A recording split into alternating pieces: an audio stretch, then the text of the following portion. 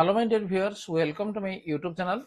जे आज आम आलोचना करबा जे जो माने 2025 मसिया रे हमर ओटीटी परीक्षा देबा पई जाउछंती सेमानक पई ई प्रश्न जे ता पूर्वरु हमर स्पेशल ओटीटी क्लियर हे जाईजी। तन किछि टीचर हमर अछंती जो माने कि असफल हेचंती, तनु सेमाने निश्चित भाबरे थर फॉर्म फिलअप तो करिथिबे एवं ता सहित फ्रेश पिला माने मध्य हमर ओटीटी परीक्षा देबा को जाउछंती। तनु सेमानक पई ए वीडियो निश्चित भाबरे इंपोर्टेंट रहइबो। आज आमे ए वीडियो रे आलोचना करबा जे ओडिया।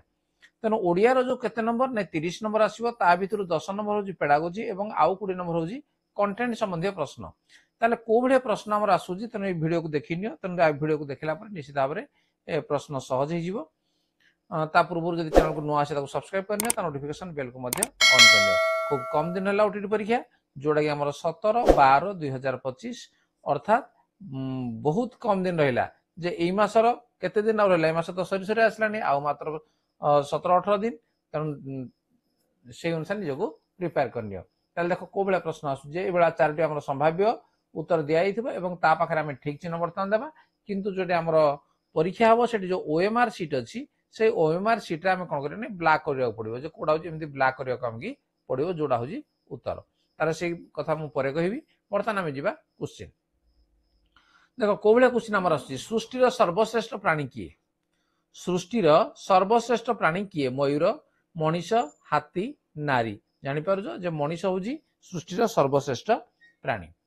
केउ भाषा को आदि भाषा कहा जाए? आदि कहले प्रथम भाषा जोडा कहा होजी ओडिया, पाली, संस्कृत, प्राकृत। जे संस्कृत को आमे आदि भाषा बोली कहि थाउ। भाषा केउ धातुरु उत्पन्न? भास्व, भास, भाषा, भाष्य। तनु को धातुरु? जे भास धातुरु भाषा उत्पन्न हेछि। भाषा द्वारा कौन प्रकाश पाई थाए? शब्द, अर्थ, अक्षर, भाव। कोडा? जे भाषा द्वारा भाव प्रकाश पाई थाए। भाषा उच्चारण करिबारे काहार भूमिका गुरुत्वपूर्ण? श्रवणेन्द्रिय, वाग्यंत्र, दर्शनेन्द्रिय, स्वरतंत्र। तो ये होजी वाग्यंत्र। ठीक अछि। तेणु यार भूमिका होजी गुरुत्वपूर्ण। परस्पर चिंताधारा लोक माने कहा साहाय्य रे विनिमय करिथांती? तेणु परस्पर चिंताधारा कहा साहाय्य रे विनिमय करिथांती? बाणी, हस, भाषा, आनंद। कोडा आसीबो? जे भाषा साहाय्य रे विनिमय करिथांती। भाषा शिक्षा पई केतोटी दक्षता रहिछि? 2टी, 6टी, 9टी, 5टी। जे भाषा शिक्षा पई मन रख जे 9टी दक्षता रहिछि। भाषा माध्यम रे किए निजर चिंता शक्ति भावना को अभिव्यक्त करिथाए? भाषा साहाय्य रे किए करिथाए? मनीष, पक्षी, पशु, संगीत। जे मनीष ही केवल आमर कथा कहे, तार चिंता शक्ति एवं भावना को से अन्य मानक आगरे अभिव्यक्त बा प्रकाश करिथाए। साधारणतः भाषार केतोटी रूप रहिछि? जे यार गोटिए, 3टी, 2टी, 4टी। तेणु भाषार 4टी रूप रहिछि। भाषार लिखित रूप कहा माध्यम रे प्रकाश पाई थाए? भाषार लिखित रूप कहा माध्यम रे प्रकाश पाई थाए? लिखित रूप ध्वनि, शब्द, लिपि, भाव। भाषार लिखित रूप लिपि माध्यम रे प्रकाश पाई थाए। Next number 11। शब्द सृष्टि पई काहार मिलन आवश्यक? शब्द सृष्टि पई काहार मिलन आवश्यक? शब्द, ध्वनि, अक्षर, ज्ञान। तो ये होजी अक्षर मिलन आवश्यक। मनुष्यर सर्वश्रेष्ठ आविष्कार कौन? मनुष्यर सर्वश्रेष्ठ आविष्कार लिपि, भाषा, शब्द, ध्वनि। तेणु भाषा होजी मनुष्यर सर्वश्रेष्ठ आविष्कार। कहना ता माध्यम रे से जहा किछि चाहूछि ताको अन्य को प्रकाश करी पारुछि बा जणे जण को बुझी पारुछि। नेक्स्ट, ध्वनि उच्चारण बेले मुख गहर रे किए अधिक साहाय्य करि थाए? पाटी भितर ध्वनि जदल उच्चारण करा जाउछि किए अधिक साहाय्य करूछि? जिह्वा, ताळु, बहा, दांत। कोडा एटु आसीबो जे जिह्वा। जदि हमर जिभ बा जोडा नाही ताले हमें ध्वनि उच्चारण करि परिबा मध्य नाही। भाषा को स्थायी रूप देवा पई किए साहाय्य करे? भाषा को स्थायी रूप देवा पई किए साहाय्य करे? शब्द, स्थायी भाषा, ध्वनि, लिपि। तार उत्तर आसिबो कोन जे लिपि। शिशु काहाठारु प्रथमे भाषा शिक्षा करिथाय?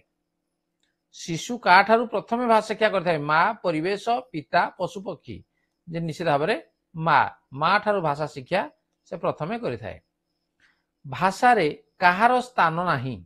रुक्षता, अनुभूति, सुख दुख, आवेग सब गुड़ा तो रोचे। रुक्षता यार स्थान नाही। नेक्स्ट, घरे व्यवहार करा जाउथिया भाषा को क्यों भाषा कहा जाए? घरे आमे जो कथावार्ता करूजे ताहा को भाषा? देवभाषा ना लिखित भाषा, मातृभाषा, राष्ट्रीय भाषा? तो निश्चित भाव ये हूँ आमर मातृभाषा। भाषा पिलाटी को क्यों भाव में परिप्रकाश करने को सुजोग दिए? क्यों भाव में परिप्रकाश करने को सुजोग दिए? आवेगपूर्ण, स्वाधीन, दुखपूर्ण, संतर्पण।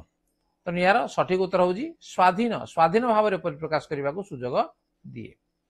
स्वभाव कवि किए? राधानाथ, फकीरमोहन, गंगाधर, नंदकिशोर। किए हम जे स्वभाव कवि? गंगाधर।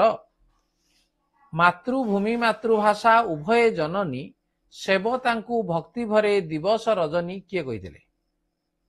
ठीक अछि, आको किए कहिथिले? कवि गोपबंधु, कवि मधुसूदन, कवि गंगाधर, कवि राधानाथ। याको कहिथिले कवि मधुसूदन कहिथिले। भक्त कवि किए? नंदकिशोर, राधानाथ, गंगाधर, मधुसूदन। ताले भक्त कवि काहाकु कहा जाए? भक्त कवि हेले मधुसूदन, तांको भक्त कवि बोली कहा जाए। मातृभूमि मातृभाषार ममता जाहृदे जनमी नाही, ताकू जदि ज्ञानी गणरे गणिबा अज्ञान रहिबे काहीं?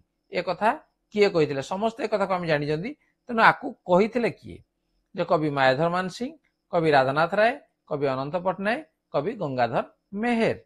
ये कहिथिले किए? जे कवि गंगाधर मेहेर आकु कहिथिले। आम जन्मरु अधिकृत भाषार नाम कौन? इंग्राजी, बंगला, ओडिया, संस्कृत। तेणु ये हूँ कौन जे आमर ओडिया। समस्त शिक्षार मूल आधार क्यों भाषा? मातृभाषा, हिंदी भाषा, लिखित भाषा, कथित भाषा। जे सबु शिक्षार मूल आधार कोड़ा जे हूँ मातृभाषा। मातृभाषा को कहीं आमे सम्मान देवा? आमे कहीं सम्मान देवा मातृभाषा को? कौन पाई? मातृभाषा वैदेशिक भाषा होइथिबारु, अन्य राष्ट्र रे हार यथेष्ट सम्मान थिबारु, मातृभाषा आम निजर भाषा होइथिबारु, अन्य भाषा उपरे अधिकार थिबारु। निश्चित भाव ये हम जे मातृभाषा आम निजर भाषा होइथिबारु ताको आमे सम्मान देवा दरकार। कार्यधारार सफलता पाई प्रथमे आमको क्यों कथा भाबिबा आवश्यक? कार्यधारार सफलता पाई किए करिवो? लक्ष्य विषय धारणा, केते समय लागिवो, केते अर्थ लागिवो? तेणु या भितरु हला कोडा जे लक्ष्य विषय धारणा, याकू प्रथमे भाबिबा हमर दरकार। नेक्स्ट नंबर 27, भाषा संचरण प्रक्रिया काहाकू कहा जाए? भाषा संचरण प्रक्रिया काहाकू कहा जाए? ये हूँ कान और हाथ मध्य संपर्क, वक्ता और श्रोता मध्य थिबा संपर्क, भावना एवं हृदय मध्य थिबा संपर्क, आखि और हाथ मध्य थिबा संपर्क। ये हूँ कौन जे भाषा संचरण प्रक्रिया वक्ता एवं श्रोता, किए कहूची जी शुणुची। नेक्स्ट 28, एनसीएफ 05 मतरे भाषा शिक्षा कौन हेबा उचित? ठीक है, भाषा शिक्षा कौन हेबा उचित? त्रिभाषीय, एकभाषीय, द्विभाषीय, बहुभाषीय। तेणु भाषा शिक्षा कौन हेबा उचित? जे बहुभाषीय हेबा उचित। नेक्स्ट, भाषा शिक्षा रे क्यों चारिटी रो भूमिका अधिक? को चारिटी रो भूमिका अधिक?